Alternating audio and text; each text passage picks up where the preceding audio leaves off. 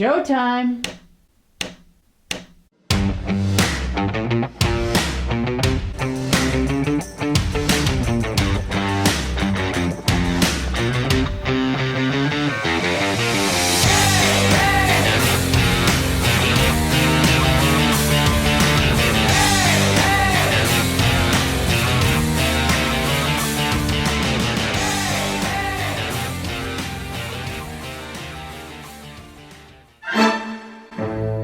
Could you please take me to the sheriff's station?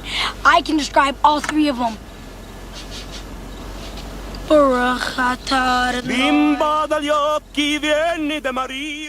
Welcome everyone to the Rosie and Bill Show. As many of you know, I'm a big fan of action movies, and our guest this week has appeared in more great action films than I can count. From my favorite Christmas movie, Die Hard, to my favorite action movie series, The Expendables, Raw Deal with Arnold Schwarzenegger, and many, many more. Please welcome to the Rosie and Bill Show, actor, director, writer, and oh, by the way, incredible singer, Robert Davi. Robert, welcome to the show. Thank you for having me, Bill and Rosie. Now, you're a big action fan, but the most successful series of action films in the history of cinema are the James Bond movies. And you forgot to mention... Oh, License to Kill. License to Kill. Top Bond villains of all time. Now, that's a caveat that not many people have. Yeah, that's a great point. Yeah, sorry I missed that one. You missed that one, Billy. Yeah. And I've only watched it 10 times. You come here to my place without references, carrying a piece, but you should know something. Nobody saw you come in, so nobody has to see you go out. So I'm going to backtrack a little bit here, Robert, because obviously you have this incredible body of work, including all of these action films, and you were a classically trained singer. What was it like growing up for you? Were you the kid inviting all the neighbors to the backyard and charging them? And did you put on shows? Like, when did you get the bug to perform? Well, I got the bug early on. I know that. I used to like, even in fourth grade or in elementary school, reading in front of the class. If you were reading a play or a poem or some, and then in fourth grade, I did a play, George Washington Slept Here. And I played Sam the butler. And I remember getting like this big applause, and the teacher walked my parents, Miss Alexander, out to the parking lot. And she says, he's got a lot of talent. You should encourage him in the arts. Now, this was in fourth grade. And for some reason, I felt, my feathers puffed up a little bit when she said that.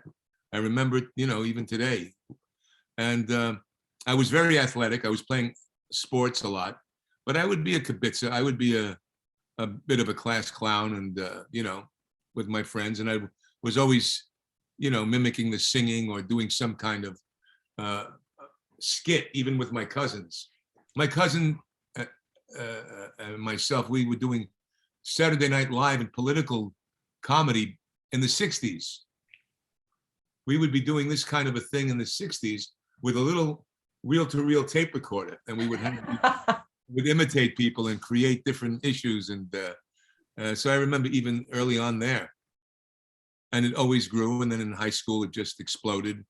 And then I went to college on a scholarship and then studied with Adler, did a lot of plays and studied the opera. So it was always part of me, as well as athletics.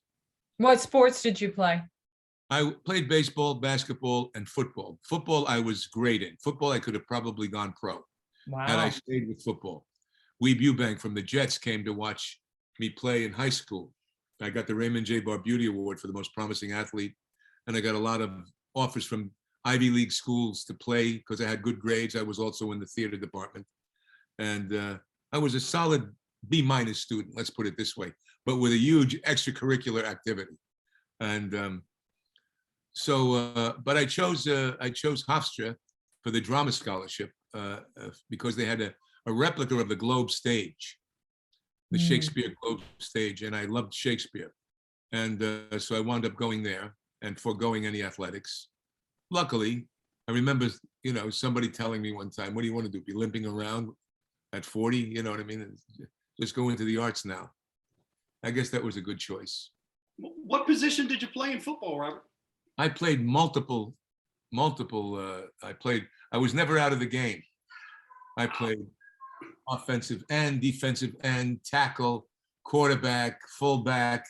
I mean, whatever we played around and put it in, you know. But I was linebacker.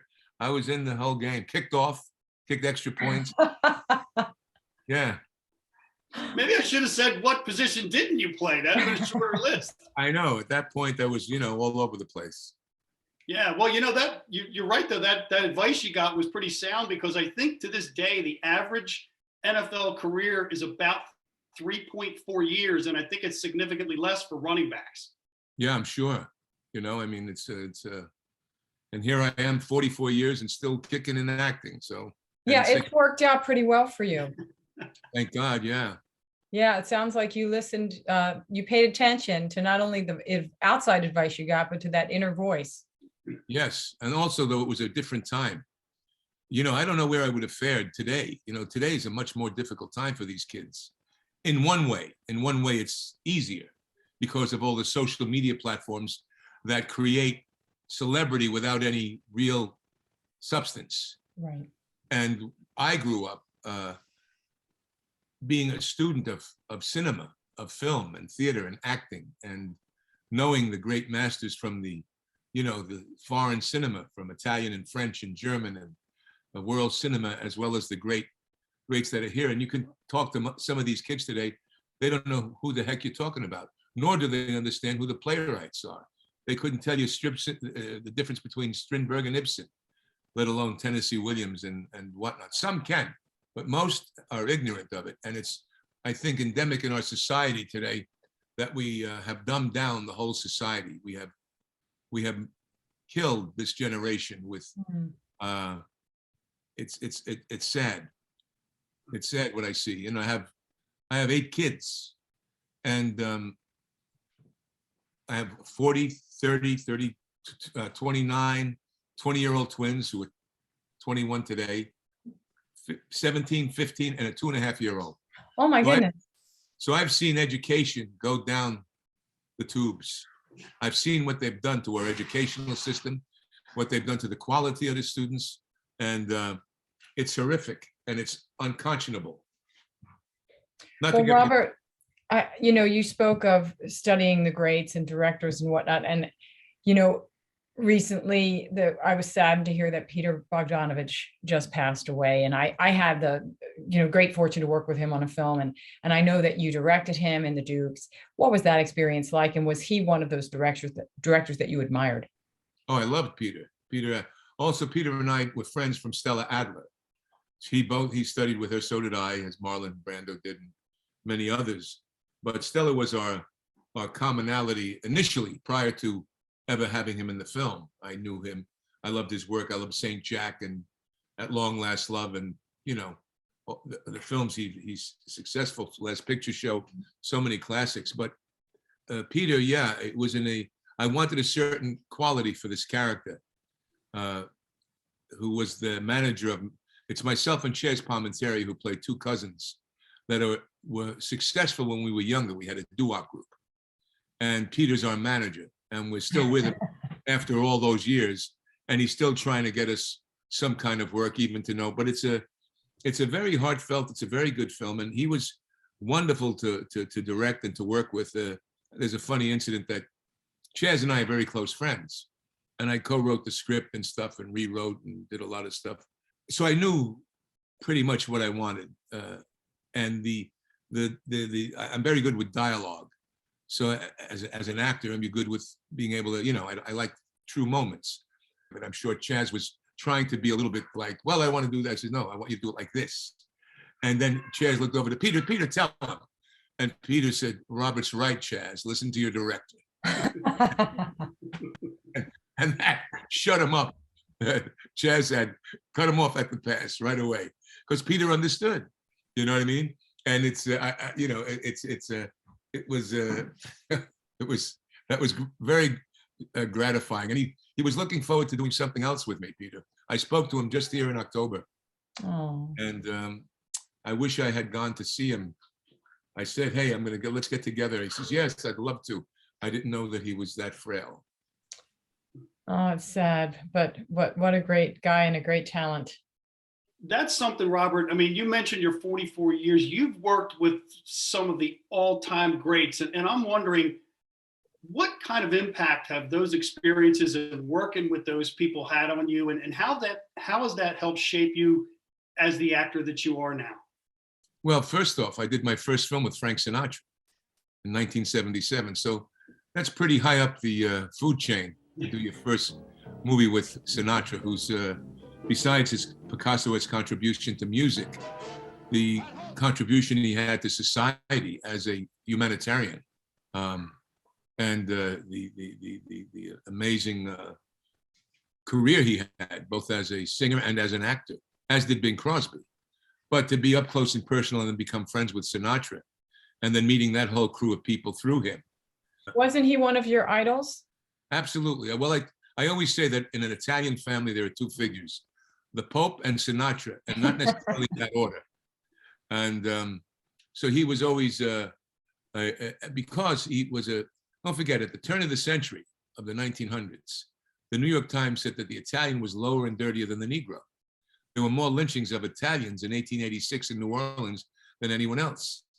So the term Dago and WAP and Guinea and all that stuff, and I remember the prejudice that I experienced growing up, but it never affected us deeply. It was never, we were going beyond all of that. So Sinatra was someone who, you speak up for yourself. And he gave a different image of what the Italian American was in the country through his film and through music, of course. So I grew up with a generation of artists. I did another film. I did a film with Clint Eastwood and Burt Reynolds. They were in the same film. Worked with Blake Edwards.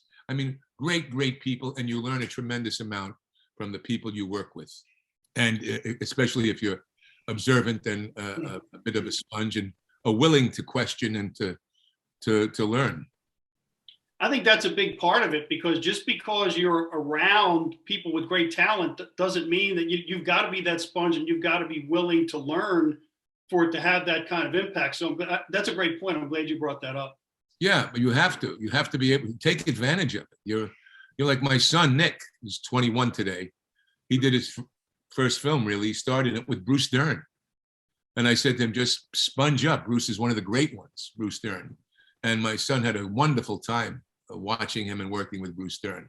And so that's kind of and I think most committed young actors and actresses have that understanding. It should be more prominent in our society, but it is. You have to learn from every experience. One of the things that was wonderful about Sinatra too, doing the film, is he saw that I had scars on my neck, and he had some scarring, and he said to me, "Hey, were you a forceps baby?" I go, "Yeah." He goes, "Me too." And he showed me his scars. He says, "Don't let those things bother you." And obviously he had the sensitivity to know that they could bother you, because growing up, friends of mine could have mocked because I had a rugged complexion, could have discouraged me from wanting to, "Are you kidding me? You want to be an actor? Are you know what I mean?" There could have been that kind of negativity thrown at you. But I never let it burrow into me. You see what I'm saying? That aspect of denigrating someone, never let it burrow into me. And that's a message that should be out there. This adversity creates opportunity for you to become, to prove, I mean, it's almost like a fuel. You could use adversity as a fuel. And even with, I decided I wanted to sing, go back to music. 10 years ago, I did my first album, Davi Sings Sinatra. Okay, it went to #6 on Billboard Jazz, produced by Phil Ramone, one of the great record producers of all time, who produced Sinatra and Barbra Streisand and Tony Bennett at Capitol Records, touring the world singing. People could guffaw and laugh at that when they heard that I was going to do that, And now I'm getting ready to finish the second album, but Yeah, but did they hear you sing, for God's sakes? Oh yeah, My yeah. God, when I was listening to you, I think I was listening to My Way. First of all, your tone sounded so much like Sinatra. Your voice is absolutely beautiful. Obviously you have a great gift in that venue as well. Yeah, thank you. I mean, I did study opera. I loved I had a voice, natural voice. But again, preparation. Now, I studied with the best in New York City when I was growing up. I wrote a letter to Tito Gobbi, one of the greatest opera baritones of all time. I sang for him and his wife, who was married to Boris Christoph, this great basso. He then put me in touch with Dan Farrow at Juilliard, studied with Samuel Margulies, who taught Merrill, and then went into film, of course. So I left the singing for years. I was a baritone with the heart of a tenor, so I had strained my voice at the time. And this was with the opera stuff. Then after I did the Dukes, I sang a song in the Dukes, and everyone was encouraging me, go to singing, man, you got a great voice. And then I asked the head of Disney Music, a man named Bob Cavallo. He was the head of Disney Music, and he was one of the great managers of all time. Prince, Earth, Wind and Fire, Alanis Morissette, Miley Cyrus. I mean, this guy was amazing music guy, and also produced about a dozen films, great movies. So I said to Bob, I want to go back to singing. I go, who do I study? He goes, Gary Katona. Who else? So he called up Gary Katona for me, and then for 3 years, every day, I worked on the voice with this Gary Katona, who's a major voice builder. And so it's preparation. It's not easy. You know what I mean? You have to put in that work and that passion. And I remember reading a story about one of the great castrati, Farinelli, or whatever his name was. Now, the castrati, if you don't know what the castrati were, they used to create great singers back in the 16th century. They would castrate boys that showed promise with voice, because what it would do is it would create huge lungs and an elongated body and everything else, and the tone would stay the same. Their voice wouldn't change. So they had this tremendous thing. So this one castrati went to this great teacher and studied with him for 6 years, and just several exercises. And finally the guy says, go, you're now the greatest singer that ever lived. So, I mean, it's preparation. Everything you read about, everything is preparation, is putting the time and the energy in. And some people, not so much. I did a film with Alexander Goodenough, last film he did before he died. And we were talking about the ballet. Now, he said for himself, with the ballet, he would have to go in 2 hours ahead of time, stretch and warm up and do this and do that to get ready for the ballet, where Baryshnikov would come out of the taxi cab, go to the theater, put on his costume, and jump into the theater to do the ballet. Different people have different ways of getting to where they have to get to. Definitely. So preparation and knowing that is important. Well, Robert, in your body of work for acting, the one word that comes to mind when I see your work is, this guy is cool. Do you enjoy playing the bad guy? Is that fun for you? Well, it's funny, I played quite a few good guys. Mm-hmm.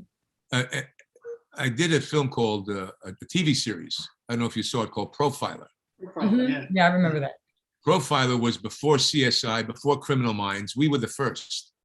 And for 4 years, I saved lives, playing the head of the FBI. I was the guy who created Profiler. I took a patrol over the border, and he began to pick us off. No sound, the man would just fall.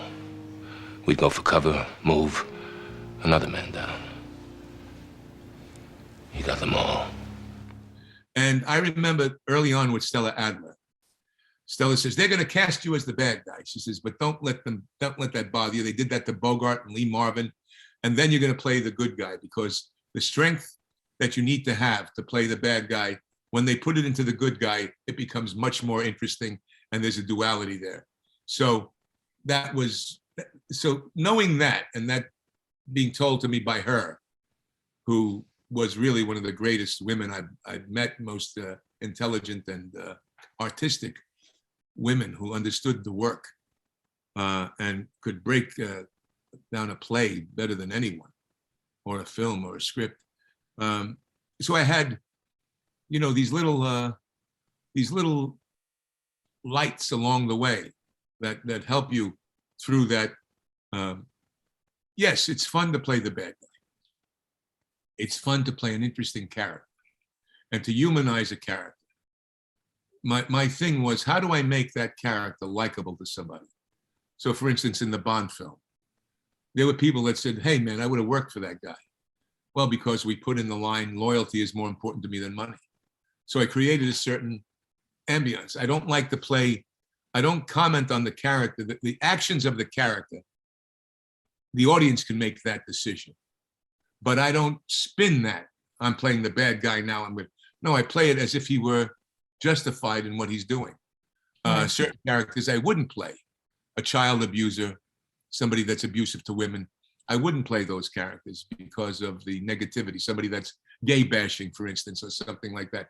I wouldn't play certain characters that I've turned those kind of parts down because I don't find those things anything, but a mafia chieftain or certain other characters. Those are interesting. Political nihilist. I mean, those are interesting characters to play. Well, I really liked your character in Raw Deal. And there were two of my favorite lines of all time in any movie or in that movie. One of them's from Arnold and one of them's from you. My favorite line was when Arnold says to his wife, "You should not drink and bake." Yeah. Shouldn't Great drink line. and bake. But I also like when yeah. I think he said to your boss, he said, "I take care of things," and you're kind of behind him and you say, "That job's taken." Yeah, I take care of Max. Yeah, all kinds of things. Yeah, that's it was fun. We became friends from that film. Arnold Schwarzenegger here. How are you doing here? Rosie? Fantastic to be on your show. I tell you right now. And Robert Davi's a fantastic actor. He's a great actor. No, Arnold and I, we spent a lot of time together laughing and kibitzing. Haven't seen him in years though.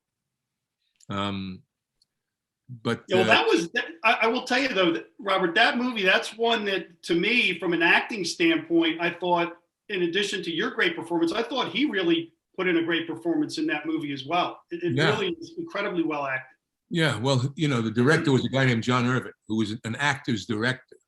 And the point of that film was to not make another Commando, but to have Arnold act now, you know what I mean? More substance. Start transitioning into actors. So they had good actors around him, and it was a good script and a good story, and Dino De Laurentiis produced it. And it was fun to do. And to play Max. Max takes care of things, all kinds of things. Yeah. You have such a great ear for accents, Robert. Yeah, I've been lucky with that. I think it's probably partly the music. I played a Palestinian in a film called Terrorist on Trial, the United States of America versus Salim Ajami in 1989. And Sam Waterston played the prosecutor. Ron Liebman played the Jewish defense attorney to put there to defend the Palestinian. Courtroom drama produced by George Englund, who had produced and directed The Ugly American with Brando and Shoes of the Fisherman, was married to Cloris Leachman for years. Brilliant guy, George Englund, and written by Levinson Link. And that film was, people thought, and I had done Hill Street Blues prior, and the AD was the AD from Hill Street, and he said, "Are you part of a movement?" He thought I was I'm an Italian Catholic from New York, but I got so inundated with the character, and I learned some of the Arabic phrases, the Palestinian phrases and stuff, that I convinced. So if I can, that's the idea, is if you can convince someone, and then you can convince the audience. And that led to me actually getting the Bond film. We know you've got a lot going on, but before you go, what is coming up for you with your singing and also with your acting and directing in 2022? What can we look forward to? I got a new TV series we're working on called Paper Empire. And they may change it to Digital Empire. But I play a character named Lawrence Finch, who is a money manager of $90 billion that goes missing, and I help create the whole digital currency. And a lot of interesting things happen. Wesley Snipes is in it. Denise Richards plays my wife. Cuba Gooding Jr. is in it. Kelsey Grammer. Got a terrific cast of different characters coming in and out. And Where is that shooting? we shoot in LA and in Florida and Vegas. We've been shooting. So it should be out this year. We'll have about 8 episodes finished. So there's that. There's the Reagan film that's coming out with Dennis Quaid, where I play Brezhnev, Leonid Brezhnev, Russian Brezhnev I play. It's a nice little cameo, but it was a nice juicy character, a nice interesting character. Then I have The Lurking Fear, one of these horror things. And then, of course, I directed a film that I'm very excited about. That'll be, I think, a surprise to a lot of people. Did the first edit now. Now we're going into it, called My Son Hunter, about Hunter Biden and the laptop and his life and his relationship with his father and the deals they made in China and in the Ukraine. And it covers all of that. And it's not I like the film American Hustle. So when I was offered the film, I says, I want to do it like that picture, like the David O. Russell film, American Hustle. I don't want to comment on the characters. I don't want to. So I think conservatives may think I'm too sympathetic to the Bidens, and the left is going to say, no, he's not sympathetic enough, But it's a sweet spot. It's a sexy picture. The performances are great. Lawrence Fox, great English actor, plays Hunter Biden, does an amazing job. John James of Dynasty plays Joe Biden. He's brilliant in it. And Gina Carano plays a Secret Service agent, and she's terrific in it. She's like the glue. And this young actress is a female lead, and she's quite stunning. She's like a young Michelle Pfeiffer, Sharon Stone. And it's through her journey that you uncover what's happening. She's a progressive left-wing activist who gets involved with Hunter, and through the course of that relationship, her eyes, she gets to see something she didn't expect, and it's a very interesting. It's going to be good. It's beautifully shot. We shot it in Serbia. I moved the camera a lot because I like that. If you saw the Dukes, you'll see how I move the camera quite a bit. I guess it's a style I enjoy, and I'm looking forward to the people seeing it, and getting people that normally wouldn't go see something, because it's quite engaging, Robert, needless to say, as you just said, as a director, as an actor, I think you mentioned earlier you're working on a second album. Like, yeah. Where do you get all the energy from to do all these things? Well, you gotta, sometimes you don't. You have to summon up the blood. It's like that. Once more unto the breach, dear friends. Once more, because that Toby Keith asked Clint Eastwood that question. All right, he says, Clint, how do you do this? And he wrote a great song, and you could probably play it. I just don't let the old man in. And what happened was Toby Keith went home. He was playing golf with Clint when Clint told him that. And he asked him the same thing. And he says, I just don't let the old man in. So Toby Keith went home and wrote this song, Don't Let the Old Man In. And then Clint wound up putting it in one of his films. And I think that's the key to it all. I feel 25. Even if I don't feel 25, I feel 25. I refuse to capitulate to that cursed thing called age. You're not the only one. And I share a birthday with Toby Keith. Same month, same day, same year. Oh, wow. Do you know the song? Yeah. Okay. I've got in my CD collection behind me, I've got about a dozen Toby Keith CDs back there. Great. Now so, yeah, definitely know the song. I appreciate that story too. I've also got 2 other films back there. I'm probably covering them with the chair, but Blood of Redemption with Dolph Lundgren and The Bad Pack with you and Roddy Piper and Ralph Mahler. Now That's an oldie but goodie. Yeah, Bad Pack, if you think about it, is the precursor to what film that you like? Oh, The Expendables. All right, think about Yeah. it. Watch Yeah. the Bad Pack again. Yeah, you get the guys together. Yeah. Just like Sly does. I can't tell you how many films I have done over the years. These B pictures that were independents that became A titles. I did a little film for kids called Sorcerer's Apprentice. I play Merlin with a bit of a Welsh accent. I play Merlin in the thing. That was remade again with Nicolas Cage. They change it, but it's the same thing, Sorcerer's Apprentice. But it's interesting how, then there's another one, The Zone, Dog Fighters, quite a few things. I said, holy sugar. They took that and they blew it up nicely.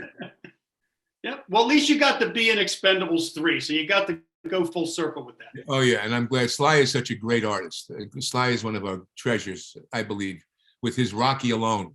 Oh, yeah. Mm-hmm.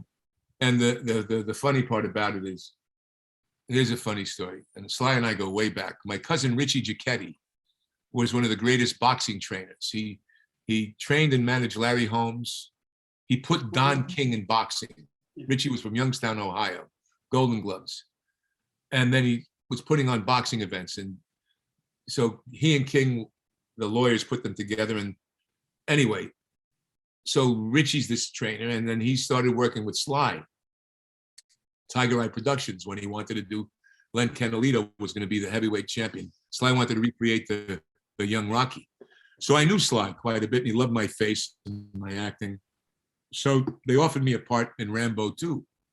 And I was all buffed and ready to do it. And I get a call from the agent saying that Spielberg and Dick Donner want to meet you. For what? This movie, new movie that Chris Columbus wrote. What's it called? Goonies. I go, well, Goonies? What the hell's a Goonies? I'm doing Rambo 2. I'm not going to go to Goonies. He goes, but you got to meet with the guys. Just meet with them. I go, yeah, but I got to leave next month to go to Rambo. I says, what? I'm doing Rambo 2. You got it? Because Rambo was like huge, right? With Sly, all of that. So now I go in, I meet Dick Donner, and they put me and Joey Pantoliano together, and our chemistry was magical. And they come back and we want to offer it. Now I'm with the dilemma of having to, what do I do? So I say, listen, and the agent says, you could do both. You do the action, you do the, it's great.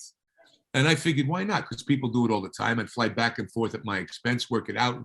Through production companies, work out the board. Anyway, it couldn't be worked out. I was calling Sly in the jungle. My cousin was calling him. And then one day, the agent called up and said, they released you from Rambo. I go, what? I didn't want to be released from Rambo, because I told Sly that was my first, responsibility. Anyway, so they released me. 3 hours later, I was getting calls from Andy Vanya and Sly and everyone else saying, who let you go? Nobody should have let you go. The casting director released us. And that was a big howdy do. In the interim, so now I do Goonies, of course. And I don't think, Dick Donner said Goonies was going to be the new Wizard of Oz. But he said it back then. And Dick passed this year. And he was a great human being as well, Dick Donner. Great director. And he knew Goonies was going to have legs. So I do the thing. And then later on, Sly goes, okay, at his 40th birthday, I go with my cousin. And I get to see Sly and explain to him what happened with the Rambo Goonie thing. He goes, don't worry, we'll bury the hatchet. And he goes, you're going to do Rambo 3, the Afghan rebel leader. And anyway, I think that was a way of getting back at me or something. It didn't happen. But I got that terrorist on trial thing that led to Bond, which is interesting. And then later on, he said, hey, come on, you got to do Expendables. And I did Expendables. And he's such a, terrific person, a good friend. Well, I guess things work out for a reason. I'm glad you guys got to reconnect and oh yeah, we had always connected. We had and work together. Oh yeah, and then don't forget we had, you see Goonies today is a cult classic. Mm-hmm. Definitely. Well, gosh, Robert, this has been so much fun. Thank you so much. My God, all these stories, we love this kind of thing. So we like to get in there and hear what the journey's been like for you. And And I know you've got many more chapters to write yet, and we're looking forward to seeing all the stuff that you've got coming out this year. Well, thank you. And God bless both of you. Continued good luck with your show. With all that you've got going on, Robert, we just really appreciate you taking the time to be on the show. We've been working on this for a while, and we are just so happy that we finally got to put this together and hear your story. Thank you so much. Thank you, guys. God bless you. Same to God you, bless you. Robert. All righty. Folks, thanks for tuning in, and we will see you next week.